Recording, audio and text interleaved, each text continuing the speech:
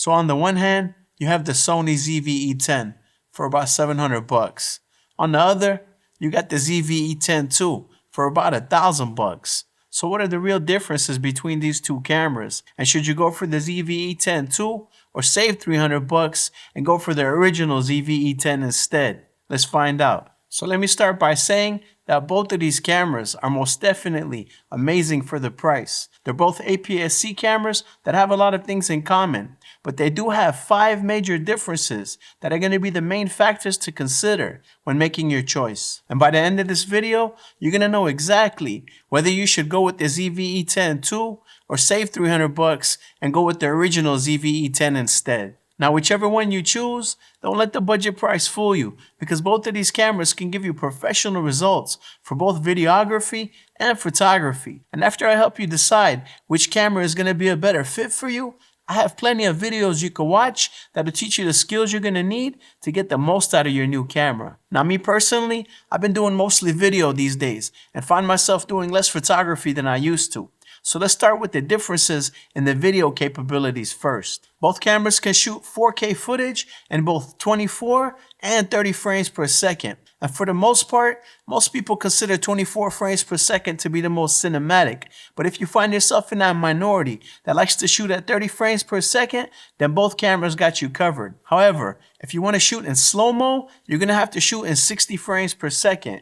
And that's where our first major difference lies. And for the sake of brevity, I'm going to be referring to the original ZV-E10 as the OG for the rest of the video. So the OG can only shoot 60 frames per second in 1080 resolution, whereas the ZV-E10 II can shoot 60 frames per second in 4K. And all that means in simple terms is that the slow motion coming out of the ZV-E10 II is going to be higher resolution and sharper. The next major difference between the video capabilities of these two cameras is that the OG can only shoot at a maximum of 8-bit color depth, whereas the ZV-E10 II can shoot in 10-bit color. And this is going to have a few pretty big implications on your footage. Firstly, 10-bit color allows for extensive manipulation of the colors in the editing process. Now don't get me wrong, because you can still color grade 8-bit footage, but if you push and pull it too much, it falls apart a lot quicker than 10-bit footage. Another advantage is that 10-bit can reproduce 1 billion colors, while 8-bit can only reproduce 16 million. And although that's a huge difference, all that really translates into is that 10-bit is going to have smoother gradients, resulting in less banding issues when filming skies. Now don't get me wrong, because I'd much rather have 10-bit, but I'll let you know a little later in the video whether I think it's a deal breaker or not. But first, let's move on to our next major difference, which is the updated sensor in the ZV-E10 II. The new 26 megapixel sensor gives you a whole 2 megapixels more than the older 24 megapixel sensor of the OG. And I'm with you, not really that big of a deal, right? But what is a big deal is the combination of this updated sensor with the updated processor. It's going to have improved low light performance, better autofocus, better color science, and better stabilization. It's the same exact sensor used in the FX30, which Sony classifies as a cinema camera. The ZV-E10 II also has a larger battery, giving you almost double the runtime of the smaller battery in the OG. Both cameras have S-Log2, which is going to make it easier to color grade and to add LUTs. And if you're not familiar with what a LUT is, it stands for lookup table. Think of it as a plugin that you can add to your footage that's going to give you an automatic stylized color grade without much effort.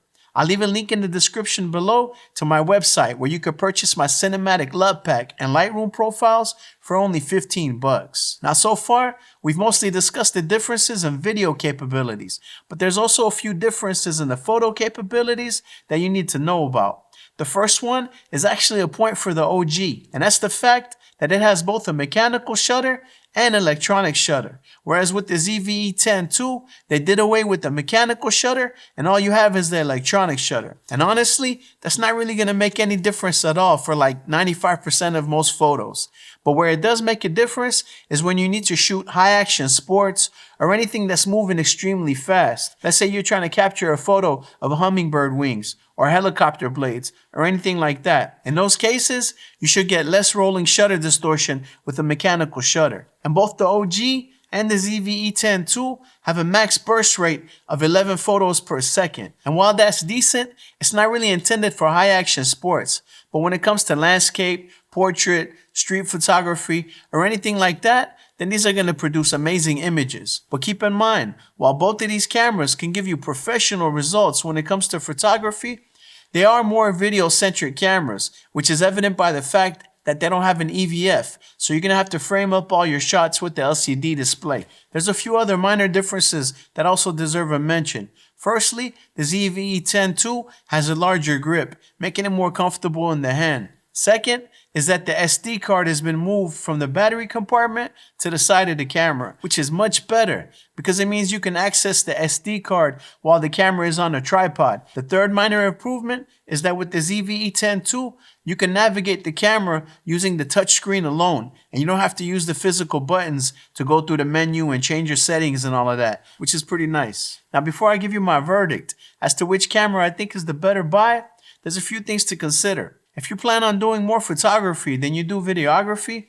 then an EVF might be important for you. And if that sounds like you, then I have two recommendations. You could go for the Sony a6700, which has an EVF and is altogether a step above the ZV-E10 2. But it does cost $1,300. So if that's out of your budget, you could also go with the Canon R50, which is only $700 and it has an EVF. So getting back on topic, if I had to choose between the OG and the ZV-E10 2, which one would I choose? I think that having 4K 60 and 10-bit color by itself is worth the additional $300, not to mention the extra battery life and all the other improvements. But if all I had was $1,000, I'd rather have the OG and then use the extra money to buy a nice lens, a nice light, maybe a tripod, a nice mic, and things like that. And they're actually going to improve your production quality a lot more than having 10-bit color and higher resolution. I left links below to all the cameras that I talked about, as well as other gear that I find valuable, such as lenses that I recommend,